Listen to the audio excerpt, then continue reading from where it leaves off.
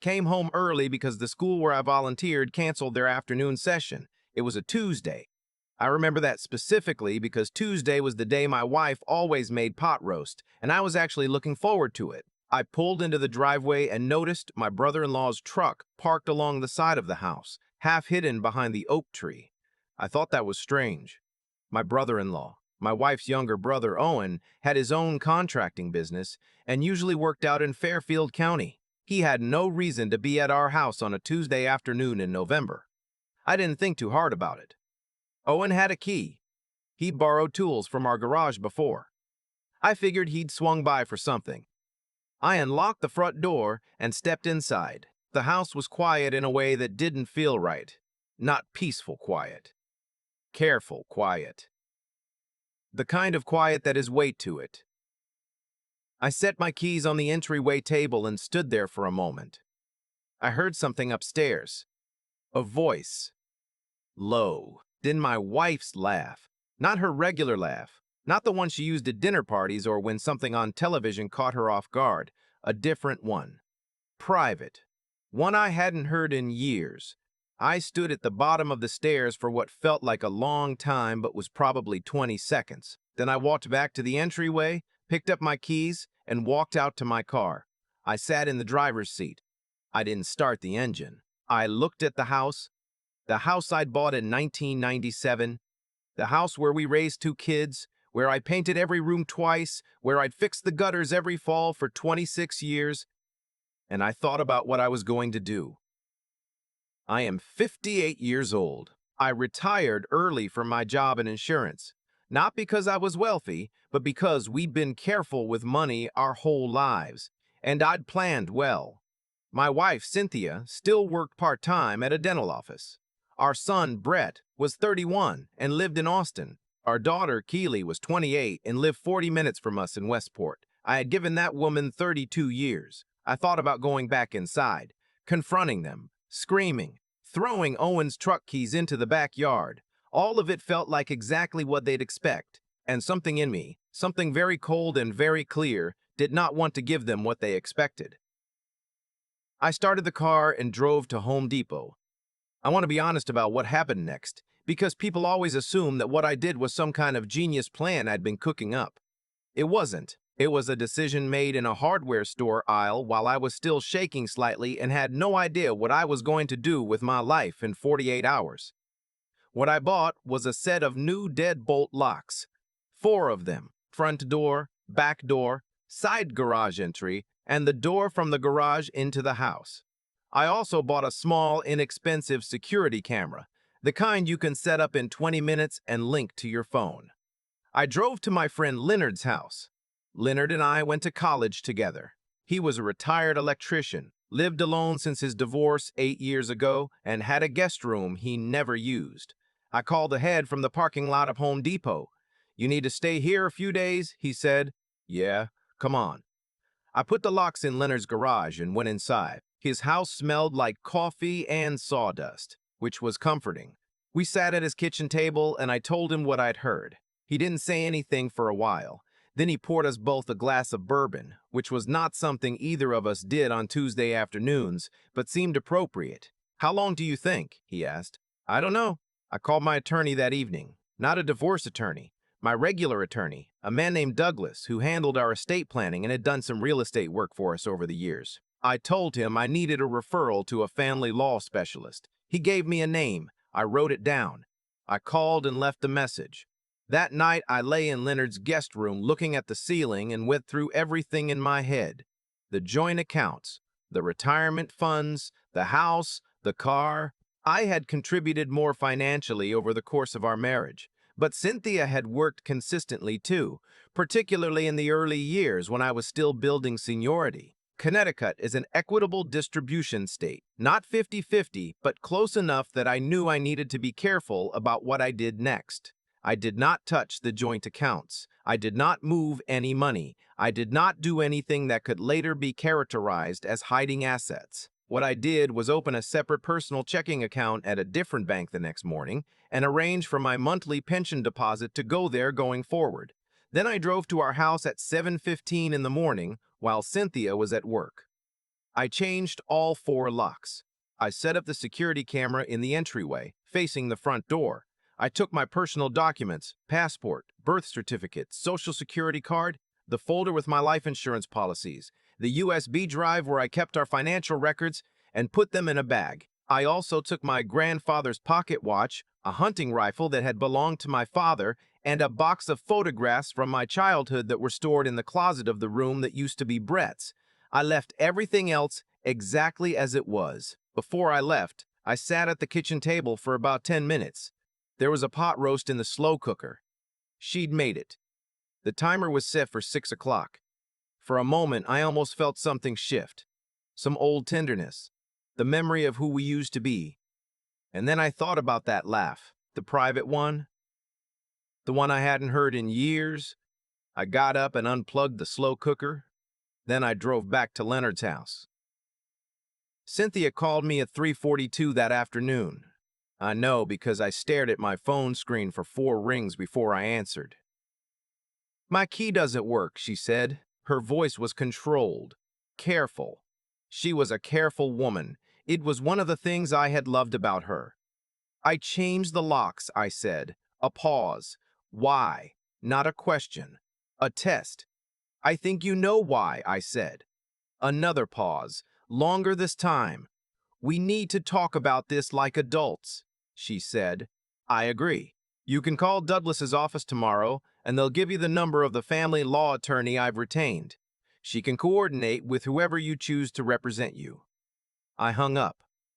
My phone rang 11 more times that evening. I answered none of them. My daughter Keely called me at 9 o'clock that night. I picked up on the first ring because she was the one person I wanted to talk to, and also the one person I was most afraid of talking to. "Dad," she said. "What's going on?" "Mom called me. She's saying you locked her out of the house, and you're not answering her calls." "Did she tell you why?" Silence. "No," Keely said. "She just said you had a misunderstanding." I thought about how to say it. I'd been rehearsing it for hours, actually, trying to find a version that was honest without being something she couldn't recover from. There wasn't one. There's no version of your mother has been sleeping with her brother that lands gently. "I came home yesterday afternoon," I said slowly. "Owen's truck was in the driveway. I heard them upstairs together. Your mother's bedroom, Keely. Our bedroom." Silence. A long one. "Dad," she said finally. "Are you sure?" "Yes." "I mean, are you completely sure? Because that's Keely." My voice was quiet. I wasn't angry at her. I understood why she was asking. Owen was her uncle. Cynthia was her mother. None of it made sense, and so the mind looks for an exit. "I know what I heard." She didn't say anything for a moment. Then she said, "I'm so sorry, Dad." That undid me a little. I won't pretend it didn't. We talked for an hour. I told her about the attorney, about the accounts, about staying with Leonard. She asked if she could do anything. I told her not to get in the middle of it. She said she didn't think she could stay out of it entirely, and I said I understood, and that was true. I did understand. She was 28 years old and her family was splitting apart. She was allowed to need time to process that. What I did ask her was this: if her mother told a story that was different from what I described, would she please come to me before she decided what to believe? She said yes. I hoped she meant it. Brett called the next morning. His call felt different. Shorter, more guarded. He said he'd talked to his mother. He said she'd told him there was a situation and that things weren't what they looked like. I asked him what that meant. He said he didn't really know, but that he thought maybe I had overreacted. I told him what I told Keely, calmly. The same words. He was quiet for a moment and then said, "I just think you should hear her out before you do anything permanent." I told him I had retained an attorney and the process had already begun. He didn't call again for 2 weeks. That hurt. I won't dress it up. Brett was my son. He was 31 years old and had a good job and a girlfriend he'd been with for 4 years, and I had been proud of him for most of those 31 years. But in that moment, on that phone call, he chose to question my word over his mother's behavior, and something between us shifted. I don't know if it shifted permanently. I still don't know that. Owen called me on a Thursday, 11 days after I changed the locks. I assumed Cynthia had given him my number, though he'd had it before. We weren't close, exactly, but we were cordial. Family gatherings, summer cookouts at their mother's house in Milford. I answered because I was curious what he would say. Ed, he said. He used my name like a small apology. Owen, look, I know there's nothing I can say. Probably not. But I want you to know it wasn't something that was happening for a long time. It wasn't I don't need the timeline, I said. A pause. She's not a bad person, he said. I almost laughed. Not because it was funny, because it was such a human thing to say. Such an ordinary, useless human thing to say. I didn't think she was, I said. I thought she was my wife. I hung up. My attorney, whose name was Patricia Landis, and she was sharp as a tack, the kind of woman who had seen every version of this situation and felt no patience for any of them, told me to stop taking calls from Owen entirely. I did. She also told me that Cynthia's attorney had made initial contact and that we were looking at mediation before any formal proceedings, which was standard in Connecticut. She asked me what I wanted. I told her I wanted the house. I bought it before we were married. I'd made every mortgage payment from an account that was in my name alone for the first 4 years of the marriage. Commingling of assets over time complicated things, but I had records. I had everything. 26 years of bank statements on a hard drive. She said that was a good start. The moment that almost broke me happened about 3 weeks in, and it didn't involve Cynthia or Owen at all. My sister-in-law, Cynthia's older sister, Marjorie, who I had genuinely liked for 30 years, who had come to our house every Thanksgiving, who I had helped move twice, and whose kids I had coached in Little League, called me and told me that she hoped I would show some grace in how I handled the divorce. Show some grace. I was 60 years old. I'd had a birthday somewhere in those miserable weeks, and a woman I considered family was calling to ask me to be gracious about the fact that my wife had been sleeping with her brother. I told Marjorie I appreciated her concern. Then I put my phone face down on Leonard's coffee table and sat there for a long time. Leonard came in from the garage, looked at me, and went to make coffee without asking any questions. That is the mark of a good friend. He came back with 2 mugs and sat down, and we watched the evening news, and neither of us said anything. And that was exactly what I needed. I should tell you about the camera. About a week after I changed the locks, the footage from the entryway camera showed Owen's truck pulling up to the house at 11:15 in the morning on a Wednesday. He sat in the truck for 4 minutes. Then he drove away. He never came to the door. I don't know what I feel about that exactly. I saved the footage anyway. My attorney said it probably wasn't useful, but that it didn't hurt to have. I also found, in going through our financial records, which I had full access to since I was the one who had managed them for most of our marriage, that Cynthia had made 17 cash withdrawals over the previous 8 months. Never more than $200 at a time, under the threshold that might have flagged anything, small enough to look like groceries or gas if you weren't looking carefully. I was looking carefully. My attorney added it to the file. Mediation took 3 sessions. Cynthia's attorney was a man named Gerald, who wore expensive suits and spoke very slowly, which I think was a deliberate tactic to make the other side feel like they were wasting time. Patricia matched his pace and raised him. She was a pleasure to watch. We agreed on the following. I kept the house. Cynthia received a settlement that reflected her contribution to the marriage, which was fair. I had no interest in punishing her financially, even if I had interest in almost nothing else about her. The retirement accounts were split according to Connecticut guidelines. The car stayed with whoever had been primarily driving them. A modest amount of spousal support for 3 years, declining annually. I signed the papers on a Monday morning in February, 4 months after I changed the locks. I drove home afterward. My home. I unlocked the front door with my key, the new key, the one that only I had, and stood in the entryway for a moment. The house was quiet again. But a different kind of quiet this time. Not careful, just still. Keely came over the following weekend. She brought groceries and made dinner, which she had never been particularly skilled at, so I helped without commenting on her knife technique, which was aggressive. We ate at the kitchen table and talked about her job and her apartment in Westport, and her boyfriend, who was a decent young man named Charlie that I hoped she'd hold on to. At some point, she looked at me across the table and said, "Are you okay, Dad?" "Actually okay?" "I'm getting there," I said. "I'm proud of you," she said, "for how you handled it. You didn't go crazy. You didn't do anything stupid."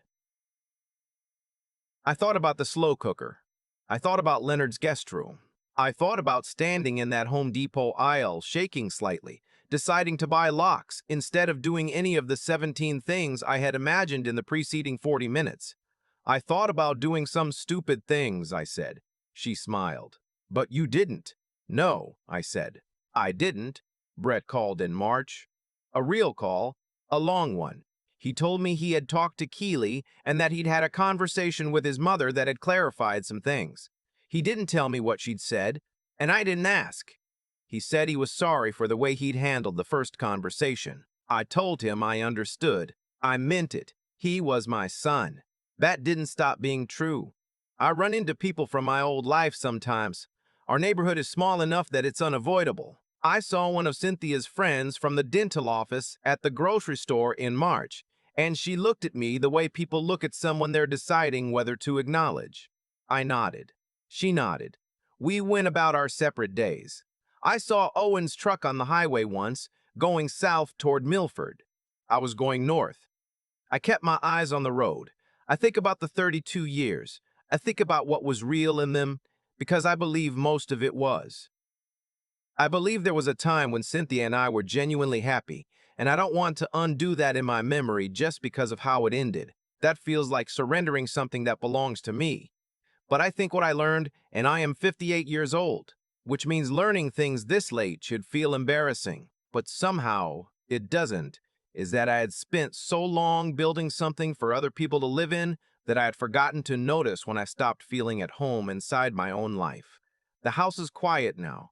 I've started doing things I'd put off for years. I signed up for a woodworking class at the community center in Shelton. I have dinner with Leonard on Thursdays. I'm planning a trip to Wyoming in June. Just me, a rental truck, some national parks, no itinerary. I was talking to a man at the woodworking class a few weeks ago, a retired firefighter named Gene, who was learning to make birdhouses, and he asked me if I was married. I said no, not anymore. He nodded. He said the same thing. We talked about the birdhouses for a while. It wasn't a big moment. It wasn't the ending of a movie. But I drove home afterward, and I pulled into my driveway, the driveway of my house, and I thought, this is mine. This quiet, this space, this ordinary Tuesday evening, this is mine. And that felt like enough. More than enough, actually. It felt like the beginning of something I hadn't had a name for yet. I've been thinking a lot lately about what it actually means to act with dignity when everything inside you wants to do the opposite. When I was sitting in that car, my car in my driveway, in front of my house, I had probably 60 seconds where I could have gone back inside and done something I would have regretted for the rest of my life. I know exactly what that version of me would have looked like. Loud, ugly, satisfying for about 30 seconds, and then ruinous for years. I drove to Home Depot instead. I don't say that like it was heroic. It wasn't. It was just the decision I was capable of making in that moment. And I think it was the right one, not because it made me look good, but because it kept me from becoming someone I didn't recognize. That matters more than people say it does. When something breaks your life open the way this broke mine, the most dangerous thing isn't the betrayal itself. It's who you become in response to it. Cynthia made her choices. Owen made his. I can't explain them, and I stopped trying to. What I do know is that people rarely arrive at betrayal all at once. It builds quietly, in small tolerances, in things left unsaid, in the slow drift between two people who stopped being honest with each other a long time before anything visible happened. That doesn't excuse it, but understanding it keeps you from spending the rest of your life believing you were simply unlucky. You weren't unlucky. Things happen for reasons, even if the reasons are painful to look at. What I had to confront, and this was harder than any conversation with any attorney, was the question of what I had been willing to overlook for years. Not the affair. I didn't know about that. But other things. A distance I'd explained away.